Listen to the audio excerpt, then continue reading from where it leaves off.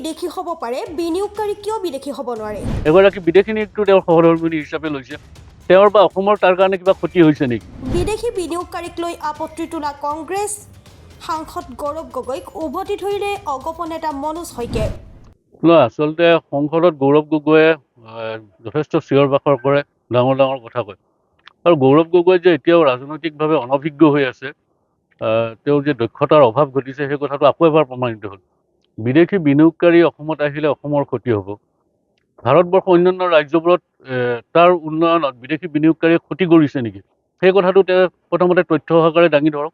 আৰু দ্বিতীয়তে মানে কিছুমান কথা কোৱাটো উচিত নহয়, কিন্তু তেখেতে এগৰাকী বিদেশী নিয়োগটো তেওঁৰ সহধৰ্মিনী হিচাপে লৈছে। তেওঁৰ বা অসমৰ তাৰ কাৰণে কিবা ক্ষতি হৈছে নেকি, তেনেধৰণৰ তৰল মন্তব্য আচলতে আগবঢ়াব নাপায়। কাৰণ বিদেশী বিনিয়োগকাৰীয়ে হওক বা আমাৰ দেশৰ অন্য ৰাজ্যৰ বিনিয়োগকাৰীয়ে হওক, বিনিয়োগকাৰী আহিব, বিনিয়োগকাৰীখিনিক কি ধৰণে চৰকাৰে কেনেধৰণে লগায় বা ক'ত তেওঁলোকে বিনিয়োগ কৰে, সেই কথাটোহে মূল কথা। বিনিয়োগকাৰী আহিলেই ক্ষতি হ'ব, তেনেধৰণৰ আচলতে তৰল কথা কোৱা কথাটোৱে গৌৰৱ গগৈৰ অপৰিপক্কতা আৰু তেওঁৰ যিখিনি ৰাজনৈতিক জ্ঞান, এই জ্ঞানৰ অভাৱটো তেওঁ পুনৰবাৰ মানে পৰিস্ফুট হৈছে।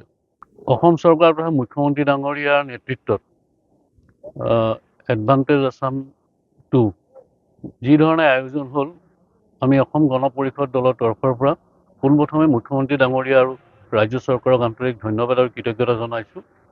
কাৰণ এইবাৰৰ এডভান্টেজ আছামে অসমৰ আৰ্থ সামাজিক আৰু অৰ্থনৈতিক ক্ষেত্ৰত এক আমূল পৰিৱৰ্তনৰ ইংগিত দিছে। কাৰণ বহিঃৰাষ্ট্ৰৰ যথেষ্ট সংখ্যক প্ৰতিনিধি ইয়াত উপস্থিত থকাৰ লগতে যথেষ্ট বিনিয়োগকাৰী এইবাৰৰ এডভান্টেজ আছামত উপস্থিত আছে। আৰু বিশেষভাৱে এই এডভান্টেজ আছামে অসমৰ মানুহৰ জীৱন আৰু জীৱিকাৰ লগতে অসমৰ সামাজিক ক্ষেত্ৰখনক ঊৰ্ধ্বমুখী কৰাত এটা পৰিৱৰ্তনৰ ইংগিত আমি ইতিমধ্যে দেখিবলৈ পাইছোঁ। আৰু সেইখিনি সময়তে অসমৰ কংগ্ৰেছ দলে, যিটো দলে অসমত কেইবাবাৰো শাসনত অধিষ্ঠিত হৈ থাকিল, সেই কংগ্ৰেছ দলে এনে ইতিবাচক পদক্ষেপ এটাৰ প্ৰতি তেওঁলোকে এক ইতিবাচক ৰাজনীতি কৰাৰ বিপৰীতে দিল্লীত বাহৰ পাতি থাকি তেওঁলোকে দলীয় মানে খোৱা কামোৰাত তেওঁলোক ব্যস্ত থকা আমাৰ পৰিলক্ষিত হ'ল। আৰু কিছুমান নেতিবাচক কথা তেওঁলোকে দিল্লীত থাকি কোৱা আৰম্ভ কৰিলে, যিটো অসমৰ কাৰণে দুৰ্ভাগ্যজনক। আৰু অসমৰ প্ৰতি যে কংগ্ৰেছ দলটোৰ কোনো ধৰণৰ দায়বদ্ধতা নাই, কোনো ধৰণে দায়বদ্ধ নহয়, এই কথাটো পুনৰবাৰ উন্মোচিত হৈছে। আৰু ইয়াৰ দ্বাৰা এইটো কথা যে মানুহৰ যে খুচুৰা বেমাৰ হ'লে সেই বেমাৰ আজি আঁতৰ নহয়, ঠিক তেনেকুৱা ধৰণে কংগ্ৰেছ দলটো এটা খুচুৰা ৰোগত পৰিণত হৈছে। আৰু অসমৰ সামাজিক ক্ষেত্ৰখনত কংগ্ৰেছ দল এটা সামাজিক ব্যাধি হিচাপে আচলতে পৰিণত হৈছে। আৰু আমি ভাবোঁ যে কংগ্ৰেছ দলৰ পৰা আৰু অসমৰ জনসাধাৰণে কোনোদিনেই একো কথাই আশা কৰা উচিত নহয়। কাৰণ এই দলটোৱে কোনোদিনে, আৰু কাৰণ এতিয়াতো আৰু গোপীনাথ বৰদলৈৰ কংগ্ৰেছ নাই, এতিয়া ৰকিবুল হুছেইনৰ কংগ্ৰেছ, এতিয়া ভূপেন বৰাৰ কংগ্ৰেছ। আৰু এই কংগ্ৰেছ দলে অসমৰ কাৰণে কি হিত চিন্তা কৰিব, সেয়া কিন্তু জল পথপথ হৈছে।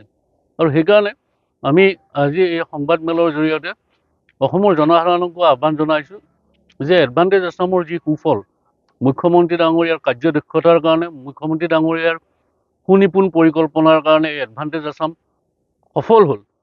এই সফলতাত আমি ভাবোঁ যে অসমৰ জনসাধাৰণৰ আশীষ আছিল, আৰু চৰকাৰখনৰ প্ৰত্যেকগৰাকীয়ে যথেষ্ট কষ্ট কৰিছিল।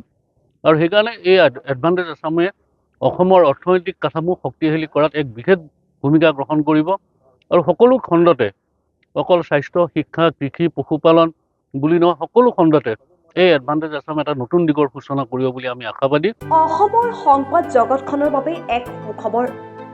নৰূপ নসাজেৰে প্ৰায় ৩০ বছৰীয়া অভিজ্ঞতাপুষ্ট সাপ্তাহিক কবচ পুনৰ এবাৰ ৰাজ্যৰ মাজলৈ।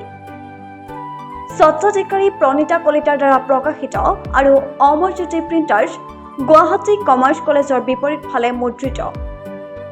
আমাৰ ঠিকনা মুখ্য কাৰ্যালয়, অসম ফৰেষ্ট স্কুল, হৰিমন্দিৰ পথ, গুৱাহাটী, আৰু অস্থায়ী কাৰ্যালয় কলিতা মাৰ্কেট, বিজয়নগৰ, কামৰূপ, অসম। মোবাইল নং 9435114666 আৰু 7024722813। Mail ID probhatiahom@gmail.com।